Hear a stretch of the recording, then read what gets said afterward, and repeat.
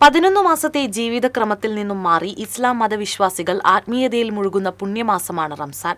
സമർപ്പിത ജീവിതത്തിന്റെ ഈ 30 ദിനങ്ങൾ പാപങ്ങളുടെ കാഠിന്യം ഉരുക്കിക്കളയും. ഉമിനീരിറക്കാത്ത പകലുകളുടെ കാഠിന്യം പ്രാർത്ഥനയിലൊരുക്കുന്ന മനസ്സുകളുടെ നിവേദനമാണ് റംസാൻ.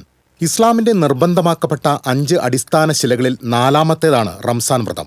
വ്രതാനുഷ്ഠാനത്തെക്കുറിച്ച് ഖുറാനിലെ 2-ാം അധ്യായം 183-ാം വചനത്തിൽ പറയുന്നു: സത്യവിശ്വാസികളെ, നിങ്ങൾക്ക് മുൻപുള്ളവർക്ക് നോമ്പ് നിർബന്ധമാക്കിയതുപോലെ നിങ്ങൾക്കും നിർബന്ധമാക്കിയിരിക്കുന്നു. നിങ്ങൾ സൂക്ഷ്മതയുള്ളവരാകാൻ വേണ്ടി പ്രഭാതം മുതൽ പ്രദോഷം വരെ അന്നപാനീയങ്ങൾ വെടിഞ്ഞും വികാരവിചാരങ്ങൾ ഉപേക്ഷിച്ചും മനസ്സും ശരീരവും അള്ളാഹുവിലേക്ക് സമർപ്പിക്കണം. വ്രതശുദ്ധിയിലൂടെ നല്ലൊരു മനുഷ്യനെ രൂപാന്തരപ്പെടുത്തിയെടുക്കുകയാണ് നോമ്പുകൊണ്ട് ഇസ്ലാം ഉദ്ദേശിക്കുന്നത്.